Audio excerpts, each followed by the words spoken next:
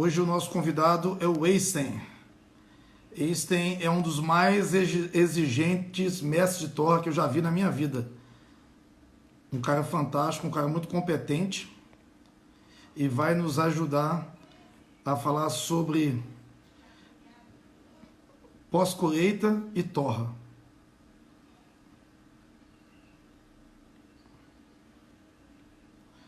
Vou fixar o tema aqui.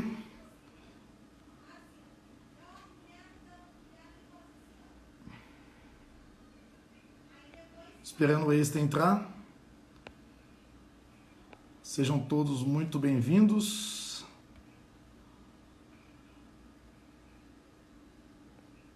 Se alguém vir o Eystein entrando aí e eu não tiver visto, me ajudem, por favor. Achei.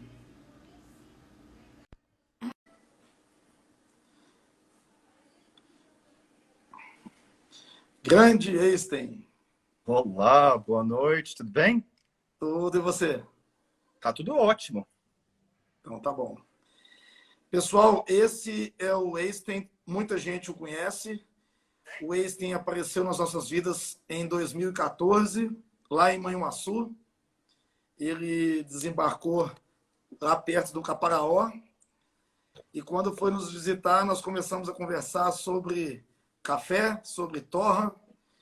O Eystein começou a nos contar as experiências que ele trouxe da Noruega. E de lá para cá nós temos aprendido muito, trocado muitas informações, muitas ideias. O Eystein, como eu disse no comecinho, é um dos caras mais exigentes de torra e de café e água que eu já vi na minha vida. E Eystein, é um prazer tê-lo conosco. Obrigado por ter aceitado o convite. Fique à vontade para se apresentar, fique à vontade para discorrer sobre o assunto. O tempo é todo seu. Então, Matheus, queria perguntar uma coisa primeiro, se está tendo algum retorno de áudio ou algo assim, se a galera está conseguindo me escutar bem, você? Para mim tá perfeito. Estou te ouvindo bem. Porque eu estou tentando sem fone de ouvido, e aí fica chato se a galera escuta coisa demais. Vizinhos, eco de você. Eu também estou sem fone, estou te ouvindo muito bem. Ah, então tá tudo bem. Se dá problema, eu busco lá. Então, 2014, né?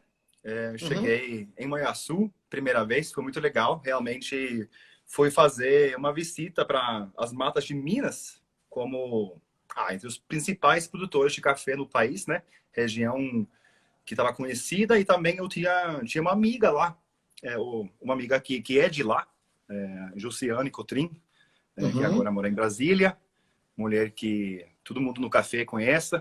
E aí ela me convidou para conhecer a região. Sorte minha, né? Que eu tinha o quê? 2 semanas no Brasil, nesse momento.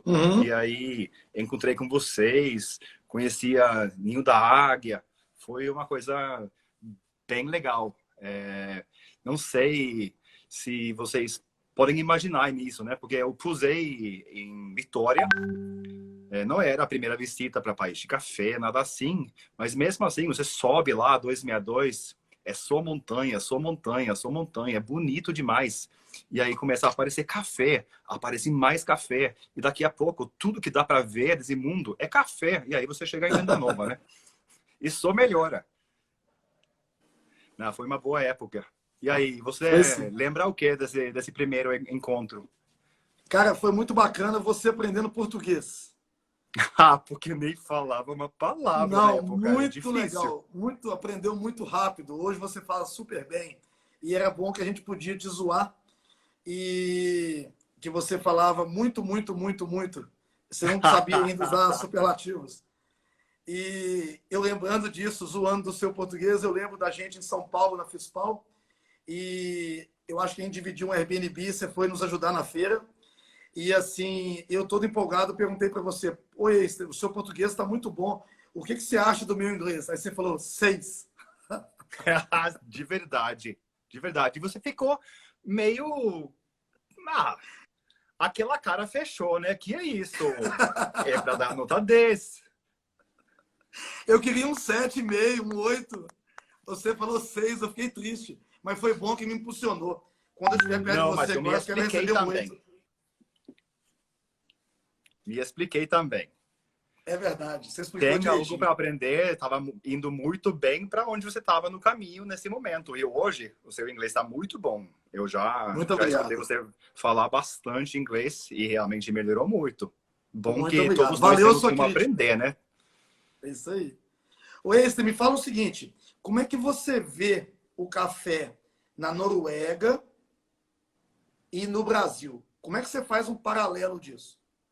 Então, eu tenho as minhas experiências. E aí, em relação com café, né? Quase a minha vida inteira trabalhando com café. Comecei bem cedo. Então, eu não tenho muito noção como o consumidor veja as coisas. O meu lado sempre vai ser o lado do profissional de café. E uma coisa que, para mim, ficou muito claro na época, né? É que o foco dos profissionais na Europa, Estados Unidos, etc., onde não tem produção de café. O foco é muito mais em ter equipamentos da primeira linha, usar eles da melhor forma. A vida é bem técnica para quem trabalha com café fora. E aqui no Brasil, um pouquinho menos. Falta de equipamento, falta de... pelo menos na época, né? Tinha falta de bom café no mercado.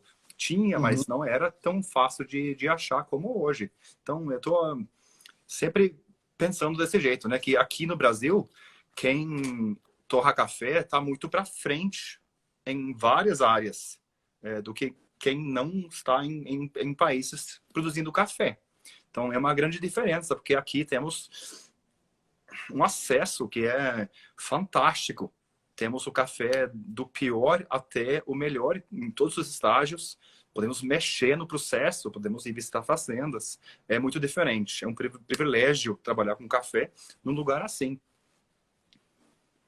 E, por exemplo, as fazendas que torram seu próprio café, pensando em cafés especiais, você acha que elas já começaram a aproveitar a possibilidade de torrar um produto que desde o plantio até o invase na embalagem está nas mãos dela? Você acha que as pessoas já estão preparadas para isso? Já estão aproveitando isso? É suficiente, não. É uma onda que é muito forte. Eu sei, você que vende torradores, você vai saber melhor do que eu, porque você tem os números de venda, né? Uhum. Produtores de café eu acho que vai ser um mercado muito importante para quem produz e vende em torradores agora e para frente. É um mercado que está crescendo muito e é importante para o produtor também. É, voltando para esse assunto que temos tudo nas mãos aqui no Brasil, né? País produtor que Uhum. também tem acesso à tecnologia e boas escolas, internet e tudo isso, estamos aprendendo muito rápido. E, obviamente, para uma fazenda, é muito bom vender café torrado, porque você vai ter mais lucro sobre o seu trabalho, né? Não, Uhum. não tem dúvida disso. Mas também tem que lembrar que dá muito trabalho fazer café de alta qualidade e também dá trabalho e demora para conseguir fazer torras boas que realmente dá valor nesse café, que dá valor nesse trabalho. Então, tem esses dois lados. Muita gente torrando hoje, mas também tem muita gente que precisa focar mais na torra para esse café sair melhor ainda. Fazer esse favor para seus clientes. E também eu acho que coisas boas se vende. É mais difícil vender café mal torrado do que um café muito bem torrado, saboroso. Então, é bom para o lucro, é bom para a fazenda, é bom para a família, é bom para todos. Qualidade ajuda. E deixa eu te falar um detalhe. Você, o que você está bebendo aí? Eu agora eu tô, infelizmente, né, na safra passada ainda, porque com essa pandemia eu não tô conseguindo viajar de jeito nenhum. Então eu fico doido cada vez que eu vejo fotos de fazendas, vídeos de gente colhendo café, testes sendo feito. Esses dias, né, o café tá muito verde ainda na maioria dos lugares, mas a galera está fazendo mapeamento. Realmente é uma coisa maravilhosa. Então, esse café aqui, safra passada ainda, mas é um natural das cordilheiras do Caparaó, Uhum. lá em Iuna. E ele está muito bom ainda. Ele sobreviveu muito bem. Que ele foi colhido em outubro, esse aqui. Olha só, voltando à ideia da própria fazenda torrar o café. Você acha, por exemplo, que o Fred estava aí, e o Fred, nós conversamos há um tempo atrás, há uns 15 dias atrás. Você acha que tipo de vantagem que tem um produtor que torra o próprio café na torra, em relação a alguém que compra esse café? Não, eu acho que você vai ter que me ajudar a entender um pouquinho melhor. Tá, olha só, o produtor, ele foi lá e colheu esse café, e tratou esse café na pós-colheita, e tratou esse café na secagem, e preparou esse café. Que isso dá de informação para ele torrar o próprio café, que ele acabou de ter todo o processo na mão?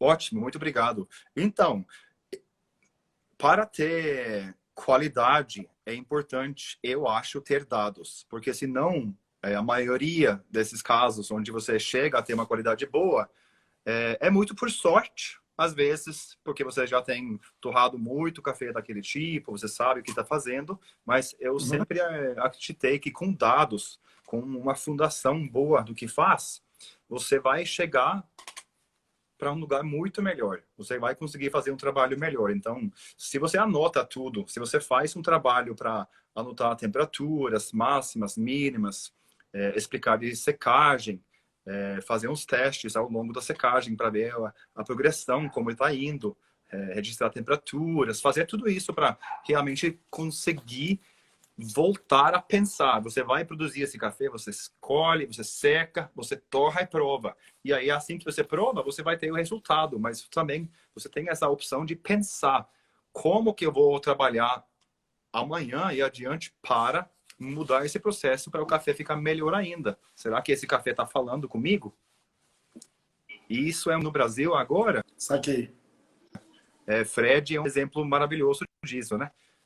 Sítio Santa Rita tem produção de qualidade, tem uma torra de qualidade, tem tudo o que precisa para ser uma história de sucesso, né, no mercado. E realmente é uma história de sucesso.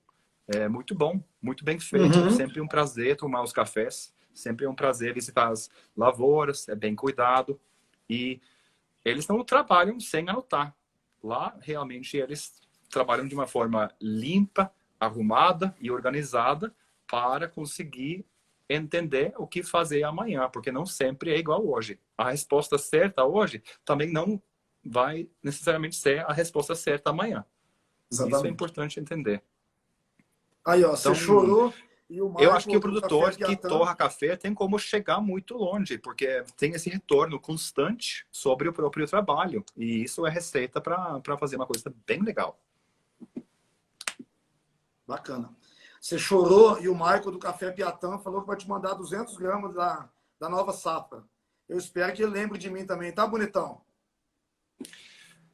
Cara, acho que eu tenho feito um erro muito grave dispensando com os fones de ouvido, porque às vezes eu não te escuta bem. Ah, tá. Acho que você falou sobre Michael. É o Michael do Café Piatã. Ele falou aqui que vai te Sim. mandar 200 gramas da nova safra. Ótimo. Pode mandar até um pouquinho mais se tem duas amostras. Ouviu, né, Michael? Abre a mão. Ô, Einstein, vamos caminhar para o nosso próximo, o nosso tema em si, que é a pós-colheita pensando na torra. Sim. Toda vez que a gente pensa em pós-colheita, a gente pensa num problema que nós temos, o que nós vamos fazer com aquele grão maravilhoso que acabou de ser descolado da árvore e agora está desprotegido e precisa ser bem cuidado. Pensando em torra, o que vem? Como é que a gente faz? O que você vê da complexidade disso? Então, é complexo. O café é muito complexo. Tem muitos processos acontecendo. E eu acredito que, sim, de vez em quando, viemos um café ou provamos um café maravilhoso, com aquele café que realmente pega a sua atenção, que não foi tão bem preparado. Tem umas histórias assim, e até ganhadores de concurso têm histórias assim. E aí, quando isso acontece, eu até, tipo, fico muito feliz que um produtor ganhou uma boa grana, que fez um bom trabalho, fez um Uhum. café incrível, mas como eu penso mais como professor, né, o trabalho que eu faço mais é ensinar as pessoas sobre café. Pode ser de torra, pode ser de pós-colheita, pode ser de extração, para quem quer abrir uma cafeteria, que ajuda. Qualquer coisa de café que eu acho interessante. E... Nossa, eu vou tomar mais um café. Pensar rapidinho. Toma café para você acordar. Então, cada vez que você mexe com café, sendo nutrição e cuidado durante o ano, sendo colheita, pós-colheita, tudo isso vai ter um impacto na torra. Uhum. E, infelizmente, é tão fácil ser também, tirar a conclusão errada. Pode ser que a galera acha que esse café tem acidez muito boa, mas uma parte dessa acidez se realmente foca na qualidade, no sabor dessa acidez. Pode ser que a acidez de um café que não foi tão maduro, que está sendo torrado diferente, que não está atingindo o mesmo nível de torra, e por essa razão dá um pouquinho de acidez a mais para um café. E para mim isso não é tão legal. É muito melhor ter uma coisa bem definida, uma coisa única, uma coisa super homogênea, que você pode controlar melhor do que ter uma mistura de grãos que por acaso pode te dar um bom resultado de vez em quando. Eu gosto muito mais realmente tentar pensar, desenhar um processo, chegar num resultado bem específico. Coisas que são importantes, obviamente, tem que cuidar do café no terreiro. Ele não pode superaquecer, que é um ponto muito importante, que muita gente não está conseguindo controlar suficiente ainda, mas todo mundo sabe que café não tolera calor muito alto, secando. Tem a mesma tolerância do que a gente. Então, se você não pode ficar tomando sol o dia inteiro no terreiro, o café também talvez não deveria, porque é demais. Tem um monte de coisas assim, e o que eu acho mais importante em geral é ter uma seca bem boa, que não vai prejudicar o grão, então não pode ser super rápido, e pode ser lento, não tem problema. O problema com café que seca muito devagar é que é muito caro, porque você precisa muita infraestrutura, e você vai mexer muito com esse café. Então, é importante ter esse ponto certo. É importante também ter homogeneidade do lote. Tem que lembrar que é bom que saca 1 e saca 10 tem mais ou menos o mesmo café, só que saca 10, quando você chega lá, vai ser um pouquinho mais velho, vai ter características um pouquinho diferentes, mas é bom que realmente o lote é homogêneo. E isso vira muito importante quando você junta lotes para fazer um maior, que é muito comum, né? A maioria vai ter o quê? 2 sacas de um café, 3 sacas de um café, e aí vai juntando lotes para fazer um maior. E aí também como juntar tudo isso para ficar homogêneo, para virar um café só, é importante.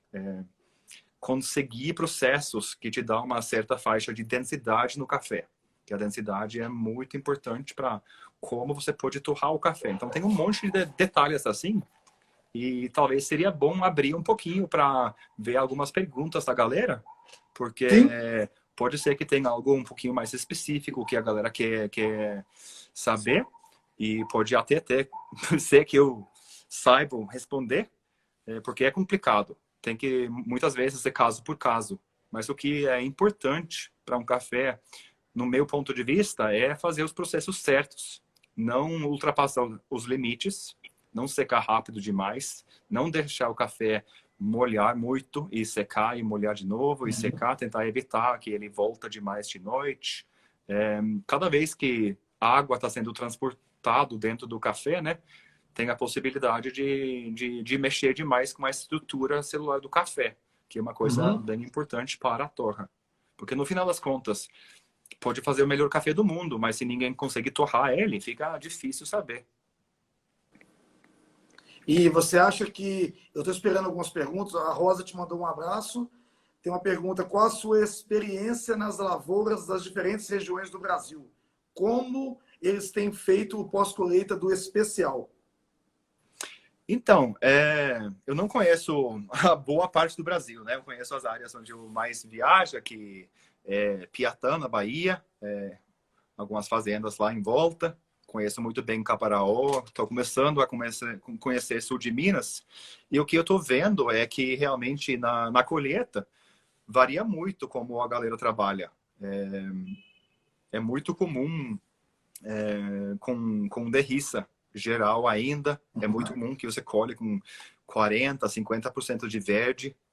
Eu sei que é difícil com anos, quando a maturação é muito desigual, por exemplo, mas mesmo assim, eu acho que se tem jeito econômico de fazer, é bom colher pouco a pouco, porque os lugares que estão conseguindo produzir cafés limpos, bons, saborosos, com frequência, todos eles têm algumas coisas em comum, que é uma colheita bem feita, normalmente é feito à mão, e tem uns processos que realmente são importantes de seguir, que pensei que deveríamos tentar fazer uma coisa cronológica e tentar falar um pouquinho sobre o que cada um faz. E talvez você me ajude a falar as coisas que não são óbvias, que eu acho que são óbvias, porque isso também é difícil.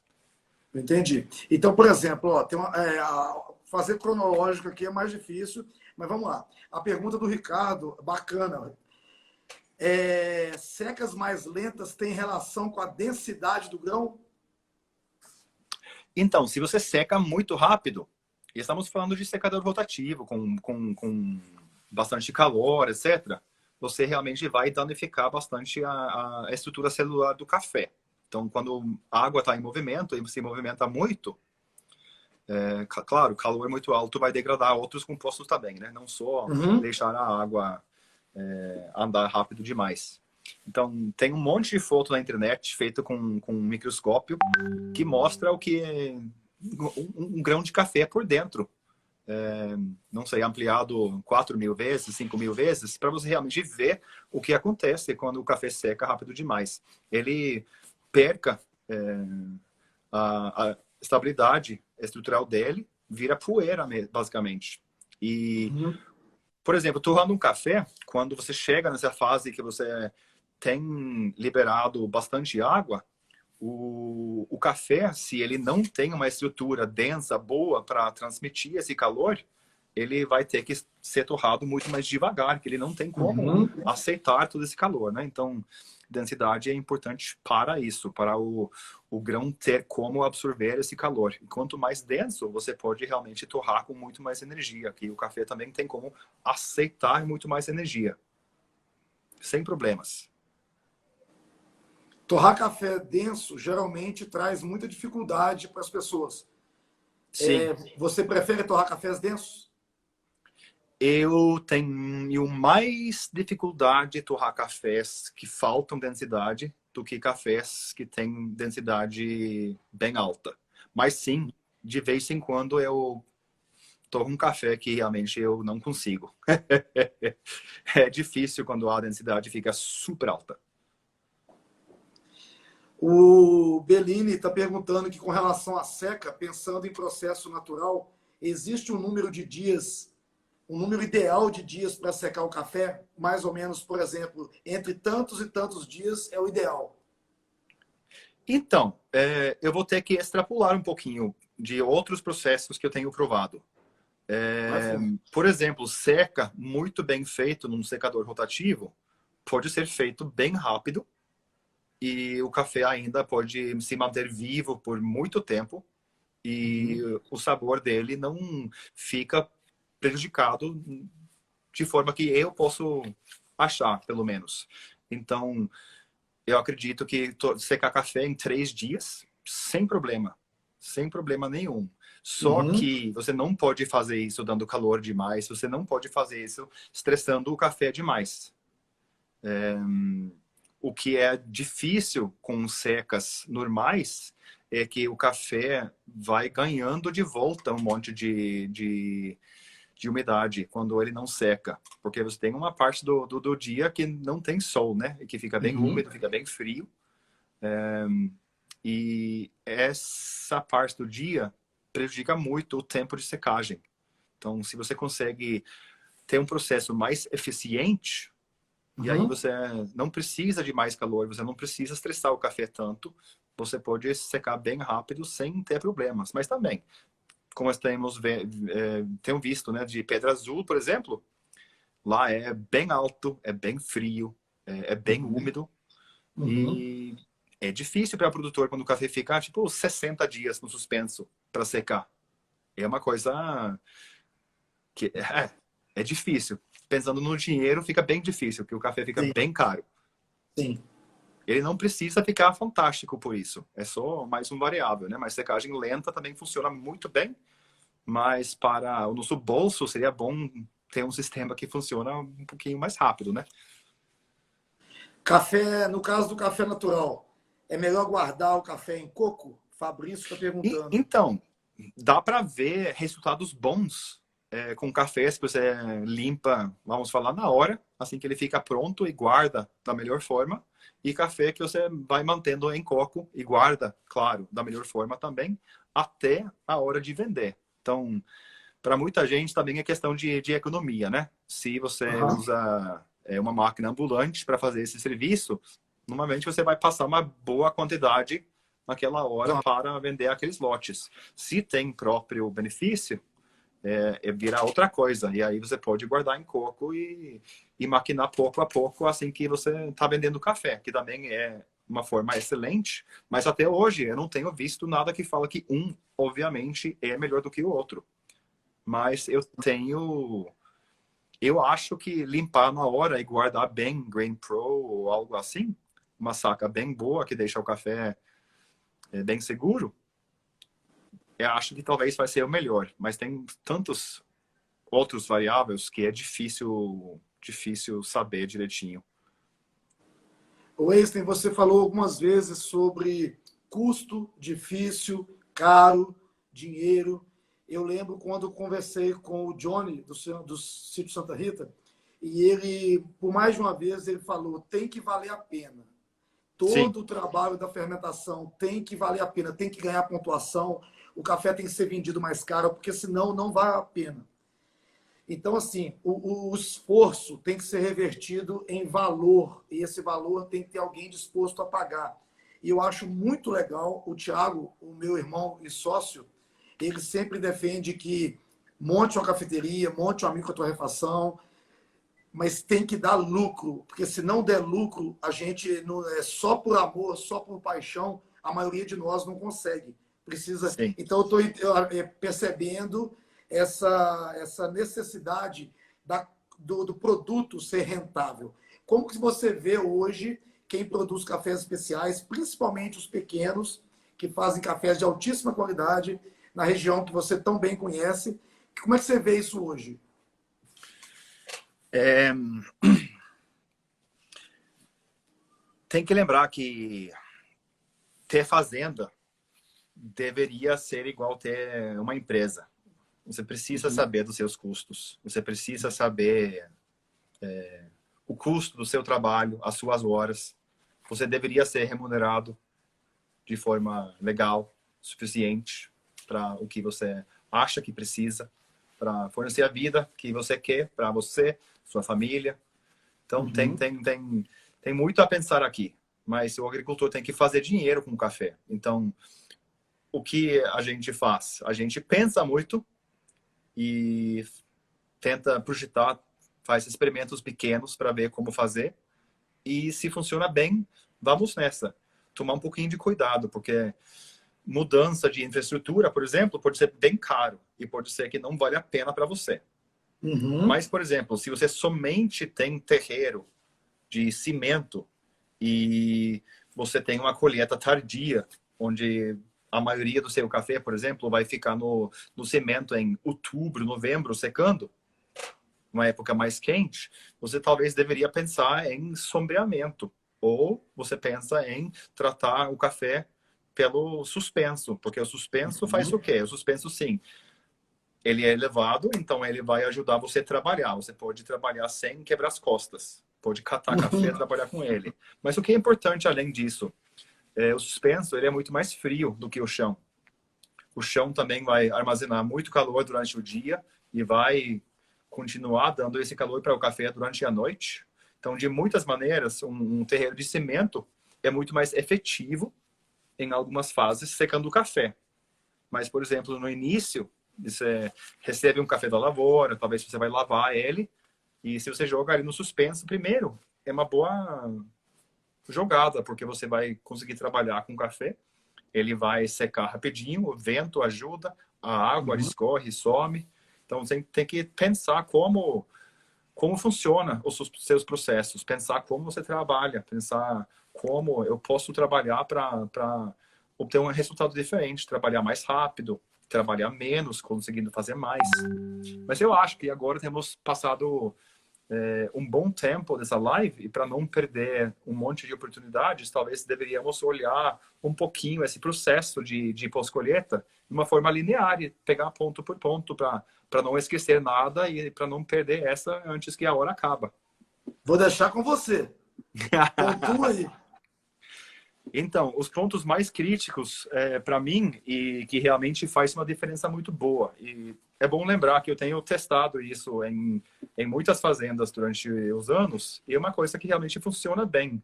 E as coisas que eu normalmente faço quando estamos fazendo mudanças e adaptações na pós-colheita de uma fazenda é dar ferramentas simples que qualquer pessoa pode utilizar para obter uma qualidade melhor, para eles realmente pensarem sempre durante o trabalho para fazer um trabalho mais bem feito. E aí, se você... Vamos começar com a colheita primeiro. Uhum. Se você colhe café só maduro, só mais bonito, você precisa...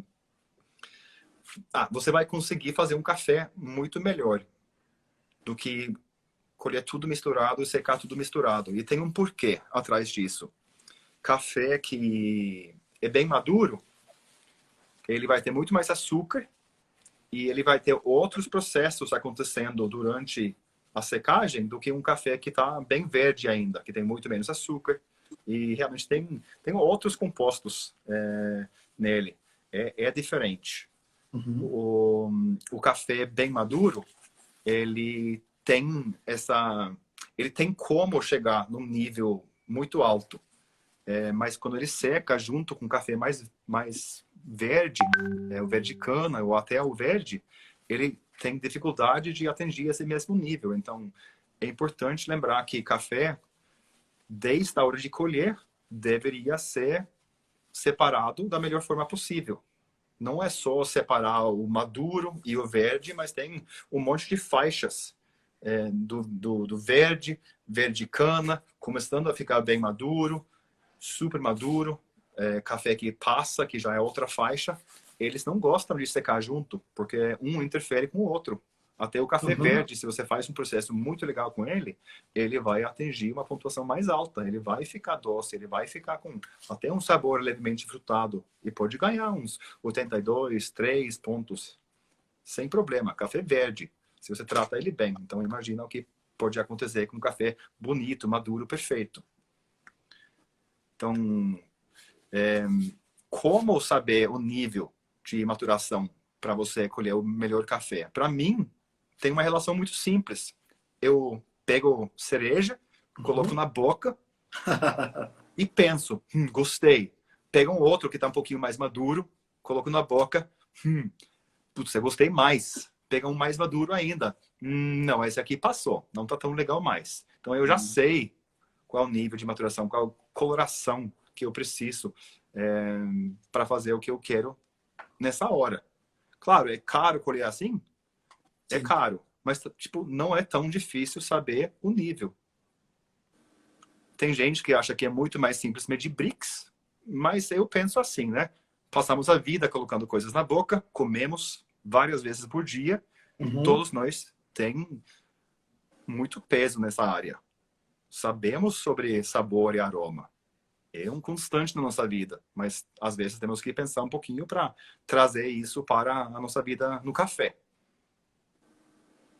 Então, Nesse ponto, quando você fala que você gostou mais desse e menos daquele, você avalia mais do que simplesmente a quantidade de açúcar que tem no grão. É isso? sim, tem marcadores que eu acho são mais importantes do que só teor de açúcar. Uhum. Porque pode comer um bolo que é super doce, ele não precisa ser muito gostoso. E não é questão de você Uhum. gostar ou não. Pode ser que ele é tão simples que, tipo, não é interessante mais. E eu acho que a qualidade da acidez é entre as coisas que mais fala para mim. Isso também em café torrado, fazendo a prova sensorial.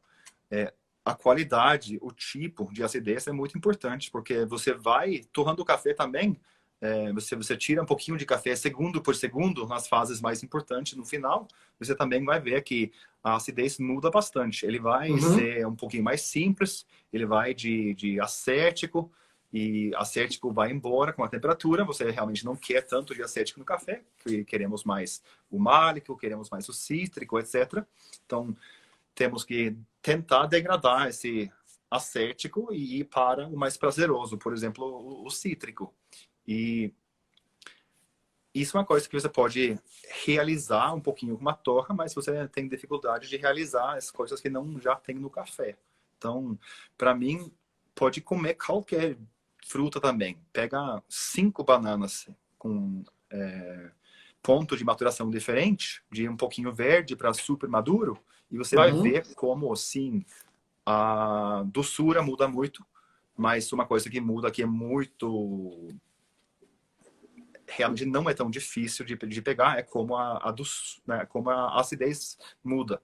Ela vai de, tipo, pouco definido e não tão interessante, e aí vai ganhando corpo, vai ganhando complexidade, ficando uma coisa bem prazerosa, bem maravilhosa, que realmente merece ser em primeiro lugar. Para mim, tem nada que é mais importante num café, depois que ele já é limpo, depois que ele já tem doçura, e a acidez que defina o café para mim. Muito importante. Ok. Porque a acidez também é função do nosso corpo, né? Temos muitos anos evoluindo como seres humanos, e o nosso corpo sabe o que tem valor nutricional mais alto. Um ponto disso é, tipo, você pode testar com tipos de ácidos diferentes e ver como a sua boca reage. Você pode, por exemplo, pegar um ácido tartárico e sentir como as glândulas na boca estão jogando saliva para caralho para você, para ajudar a sua barriga a trabalhar. E esse tipo de acidez talvez não é aquela acidez que é melhor para você. Mas se você vai para um cítrico, você vai salivar de uma forma muito menos forte, vai sustentar muito mais, vai pegar sua atenção por mais tempo, é muito mais prazeroso.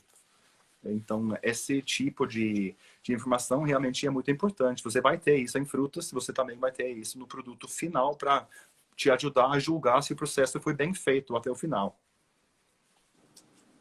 Saquei. Então, nós estamos no Para mim, momento realmente de é colher. um marcador muito importante. Nós estamos, então, no momento de colher e definir ao ponto de maturação. Próximo Então, ponto. se tem dúvida sobre o ponto de maturação, coloca na boca. E aí Bacana. você coloca 3, 4, 5 na boca. Obviamente tem que pensar, né? Se essa lavoura aqui é orgânica, se não é, quando que foi tratado, essas coisas. É muito importante, porque isso é um problema muito grande. Sim. Mas, descartando isso, é muito simples. O próximo ponto, o café chega para a fazenda. Só para simplificar um pouquinho. O que fazer? Eu acho que é muito importante fazer uma limpeza nesse café. Mas também é um pouquinho difícil, porque o que realmente nos ajuda a fazer bons cafés é a microbiota. Bactérias, leveduras, que ajudam a transformar o café. Cada lugar tem uma mistura diferente, vamos chamar uma fauna diferente, e cada lugar vai ter uma mistura dessa fauna que muda com o tempo. Você vai ter dias mais quentes e essa mistura muda. Você vai ter mais chuva, a mistura muda. E não sempre muda para o melhor para você. Então, os seus processos sempre têm que mudar por isso. Então, é bom lembrar que temos um assistente que ajuda com tudo que fazemos. E se fazemos certo, se temos ajuda boa, essa microbiota realmente vai ajudar a fazer o nosso café. Por isso que eu falo para a galera que fora o laboratório é muito raro encontrar café que não é fermentado. Fermentação é um processo que é difícil evitar. E como é difícil evitar, porque não tentar controlar ele. Então, você chega lá, você lava o café. Isso era o ponto. Lava o café, tira a sujeira. Isso ajuda muito para o café ficar mais limpo. Tira a poeira, tira a folha, tira ramos pequenininhos, tira a boia, e aí você joga o café no suspenso. Suspenso tá lá para te ajudar a não quebrar as costas, principalmente. No suspenso, você cata. O que você cata primeiro? Depende do café. Se o café tem 10% de super maduro, então você vai catar esse 10%, né? Que é menos trabalho do que catar os 90%. Lógico. Mas você separa esse café no suspenso em faixas de maturação. Você tira totalmente o verde e você faz, tipo, 3, 4 faixas diferentes de maturação e deixa esse café secar quietinho, sozinho. Assim ele vai ficar com qualidade muito melhor, ele vai ficar com uma limpeza muito melhor. E agora, se você quer aplicar processos nesse café, você tem muito mais controle, porque você tem um lote muito mais homogêneo para você trabalhar. Você não vai ter tantos processos diferentes interferindo um ao outro. E isso ajuda, mesmo se você não entende qual processos. E tem uma coisa muito importante no suspenso também e na fermentação de café. Muitas vezes você pode pôr esse café na boca, você pode cheirar esse café e você vai receber um monte de respostas. Se o seu café fermentando está começando a cheirar banana podre, acabou. Não tem volta. Então você para de focar nesse café. Mas eu tenho que voltar. Eu sou muito ruim. Eu pego caminhos pequenininhos, porque eu gosto. Não tem problema. Voltar para o Mas suspenso. tudo dá para tirar então você coisas separa boas. da melhor forma que você consegue. E isso é dia 1, né? Tentar limpar esse café o mais rápido possível. No dia 2, o café que tem o teor mais alto de açúcares, ele vai começar a escurecer já. Começando a ficar um pouquinho mais marrom. Pode ser que ele começou vermelho, pode ser que ele começou amarelo, não importa. No final ele vira marrom e quase preto, né? No café mais doce, ele vai escurecer mais rápido. Então é a segunda oportunidade para você catar seu café e fazer aquele lote incrível de café super limpo, super maduro, que vai ficar muito doce. E aquele café que no segundo, terceiro dia começar a escurecer, ele vai virar outro café de novo. E aquele café que ficou para o final, que demora, é aquele café que está cheio de verde cana, café que não está tão maduro, que não vai fazer um café doce. Ele vai fazer um café que vai ter gosto bom, vai ser legal, mas nunca vai ser aquele café de 90 pontos. E, bom, uma meta deveria ser fazer um café melhor cada ano, né? Então é suspenso para mim. É para não quebrar as costas. Mas também tem que lembrar que o suspenso oferece um ambiente diferente para o café. Você não tem o cimento dando calor para o café de baixo, então ele resfria mais rápido de noite. Você vai ter o vento te ajudando. A temperatura em geral está bem mais baixa, tipo um metro e pouco acima do chão. E se você tem bastante problemas com calor, você pode, por exemplo, criar ou fazer o seu suspenso num gramado, que ajuda muito a baixar a temperatura. Se você está num lugar onde venta demais e parece que não tem muita utilidade ter um suspenso, você faz ele dentro de uma estufa, acima do cimento. E aí você vai ganhar um pouquinho dos dois mundos. Tem muita coisa que dá para fazer aqui para você mudar um pouquinho esse processo. Então, isso é o que eu acho legal com o suspenso. E quando você está falando... Sim, quando vai. você está falando de suspenso, você está falando com cobertura ou sem cobertura? Independente. Independente. Okay. Bom, indo mais para frente, é difícil queimar um café no suspenso, mas eu acredito que talvez é possível em alguns lugares. E queimando o café vai ser passar o embrião passando 42 graus e morrendo, né? O café tem que ser um organismo vivo para ele ter durabilidade e manter um sensorial gostoso por tempo. Um café que é muito comum, um café natural no cimento, atingir 70 graus. É 70 graus. É só chegar lá com um termômetro e pôr na massa que você vai ver. Então, esse café vai ficar bom? Talvez, mas ele vai ficar bom por 1 mês, 2 meses, e depois ele já vai ter gosto da safra passada. Porque virou celulose, não tem nada mantendo o grão vivo mais. Ele não está esperando brotar. Pensa, tipo, o café está em suspensão esperando. Mas se ele morre, ele morre. Então, isso é importante pensando em terreiros de cimento, terreiros de asfalto, que fica muito quente. questão de calor. Quando fica mais escuro, né, ele vai absorvendo o calor mais rápido, mas também libera calor mais rápido. Então, seria legal ter um terreiro com cor variável, né? E de branco para preto, assim que precisa. Mas tem outros jeitos, né? Muita gente começou uns 2 anos atrás, devagarinho, sombreando terreiros. Até terreiros de cimento. Porque na maioria dos lugares, chegando para setembro, outubro, já está tão quente que é difícil secar café sem ter esses danos. E aí, sombrear ajuda muito. Trabalhar com café em vulcão também ajuda muito, porque pode ficar revezando ele, tirando camada, juntando ele de novo, dando um jeito do café não sofrer tanto. Que é um jeito de usar o vulcão, mas tem outros. Pode usar essa técnica para chegar a ter vários resultados, mas você pode usar para proteger o café. Outro é sombrear. Estufas também são muito perigosos. Em muitas áreas você precisa ter estufa para secar café, porque chove demais, difícil com o clima, etc. Espírito Santo é bem famoso assim, especialmente esse lado do Caparaó. Iuna, lá chove muito mais do que em Manhuaçu, por exemplo. Chove muito mais do que em Alto Caparaó.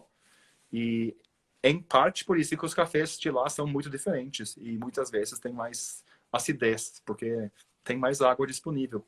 O café está um pouquinho mais feliz em alguns aspectos. Clima mais seco, por exemplo, Alto Caparaó, o famoso Clayton, vai favorecendo especiarias, frutas secas, mas se você vai para tipo Venda Nova, por exemplo, os cafés viram um pouquinho mais vivos, diferentes. Cada um com seu aspecto, né? Mas isso aí tem influência na pós-colheita ou porque ele recebeu água na árvore ainda? É um pouquinho do ano inteiro. Algumas variedades gostam de receber uma água antes de ser colhidos. Tenho visto cafés que secaram um ao lado do outro, que receberam água logo antes de ser colhido. Ou um café, né, foi colhido um dia depois de 2 semanas de seca. E aí durante a noite começou a chover. O próximo café, mesmo talhão, mesma variedade, mesmo tudo, 12 horas depois foi colhido na chuva, colocado ao lado no suspenso e secou e passou pelo mesmo processo o tempo inteiro. Somente tinha, tipo, 7 horas de chuva antes de começar a colher ele. A única diferença que conseguimos constatar. E o café foi de 83 para, tipo, 92 pontos. Ridículo. Caramba! Obviamente, pode ter entrado algo nesse processo para alterar esse outro lote, para a pontuação baixar. Claro que pode. Mas eu não acho tão provável. Coisa com café que é muito complexo. Nunca vamos saber de tudo. Sempre vamos ter que achar. Até podemos pesquisar, fazer pesquisa bonita, achar respostas, mas não necessariamente são as respostas certas também. Temos que trabalhar com o que tem e fazer o melhor. Então isso era voltando para tomar cuidado com temperatura, né? Estufa é uma coisa que é uma benção, mas também pode prejudicar muito o café. Então muita gente faz só telhado, mas tem lugares que precisa ter telhado e ter parede também. Então, ventilação vira um aspecto extremamente importante. Não dá para uma estufa de café, se não tem ventilação boa, fica muito mais úmido por dentro do que o ambiente. E aí o café não seca, né? Fora que vira muito, muito quente. Em 2011 ou 2012, eu ouvi pela primeira vez a ideia do café morto e do café vivo. E eu lembro que isso virou até brincadeira, porque eu nunca tinha ouvido isso. Você acabou de dizer há poucos instantes sobre o embrião morrer. Isso influencia na vida útil do café, mas influencia também na nota dele, nota sensorial? Sim, porque então o embrião é onde vai nascer o broto que vai fazer o próximo pé de café, né? Falando num jeito bem leigo. Tem que lembrar que eu não sei nada de agronomia. E é um organismo vivo. Vamos dizer que é o controlador do grão. É o pequeno cérebro que faz acontecer.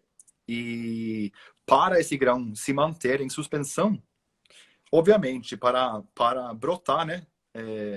um grão de café verde, ele é cheio de energia. Uhum. Então, essa energia vai ser utilizado para o café brotar, mas também podemos utilizar a mesma estrutura, os mesmos compostos para criar uma bebida, né? Um café torrado, moído, sendo coado, vira bebida. Uhum. E quando você tem um café onde o embrião tem morrido, ele vai parar de fornecer ou controlar o desenvolvimento desse grão. Tem um pouquinho de troca de hormônios que controla alguns processos, etc, etc, né? Para tirar esse embrião do estado dormente dele para ele brotar. Então, quando o embrião morre, ele não faz esses processos mais. Então, a degradação do café fica muito mais rápido, acelera pra caralho. E café pode ter aspecto de 1 ou 2 anos de idade com 1 mês e meio ou até menos. Porque sem esses processos, mantendo o café, ou protegendo o café, mantendo ele vivo, ele vai embora. Eu não vou falar que ele empodrece, né, igual a gente faz, mas com certeza que lignino, celulose, que é uma boa parte da estrutura dele, vira um dos principais sabores e aromas. Então, celulose não é a melhor coisa do mundo. É muito mais barato queimar madeira, né? Muito menos trabalhoso, se é isso que queremos. Sim, sim. Einstein, nós temos 8 minutos e pouco. E tem Opa, fui rápido. Passa muito rápido. O papo é bom, passa muito rápido. Então, assim, pessoal, tem muita pergunta que eu não vou conseguir ler, o Einstein não vai conseguir responder.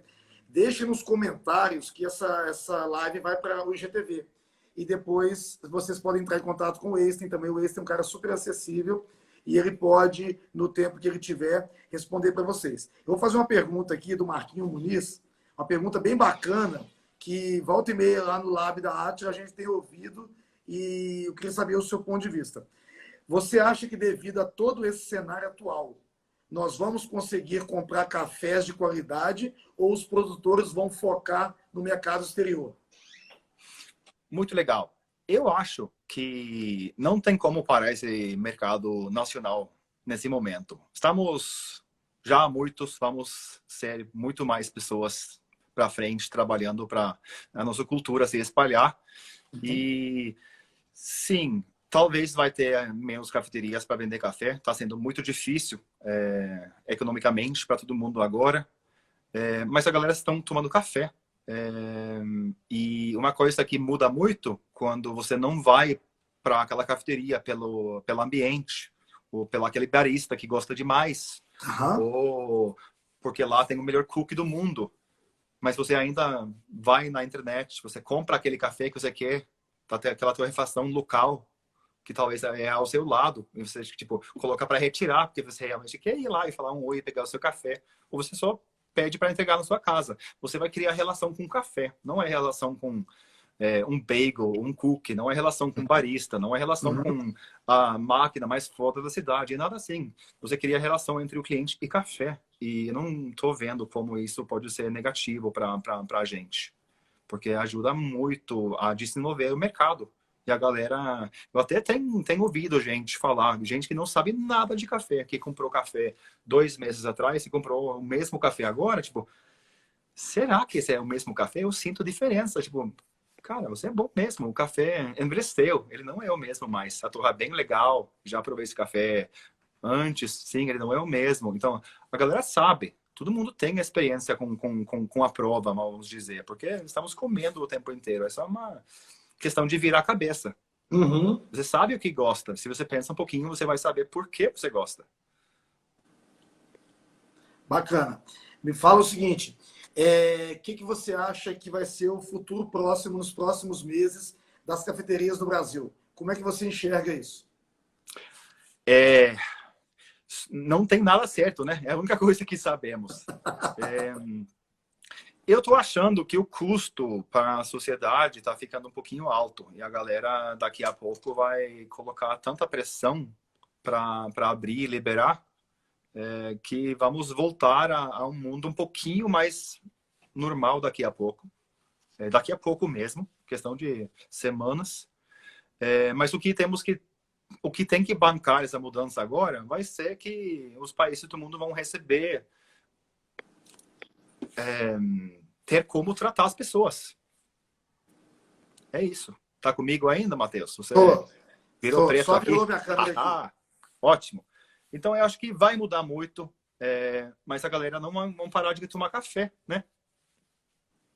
E isso vai ser bom para quem ainda consegue ficar no mercado, para se fortalecer, crescer, achar novos jeitos de vender, novos mercados. Todo mundo vai ter que se virar, mas a coisa boa é que nesse mercado de café especial somos principalmente empresas pequenininhas. Aham. E a forte de uma empresa pequena é que a gente consegue se virar e fazer diferente muito rápido. Exatamente. Eu costumo usar isso aqui na empresa, que é a vantagem de se virar no momento crítico. Eis tem algumas Imagina, pessoas eu faço quase todo o meu trabalho junto com pessoas. E treinamento, eu preciso estar lá fisicamente, precisamos provar o mesmo café para fazer sentido. O que eu vou fazer agora? Não sei. Mas eu não vou parar. Exatamente. Me fala o seguinte, quem quiser mandar a amostra para você provar, para você conhecer o café, pega o endereço onde, como é que fala com você? Para conseguir me achar, sempre é melhor falar comigo primeiro. Então, se Ok, você vai no Instagram, o meu número de telefone está lá. ok. Manda um Outra, zap, faz uma ligação.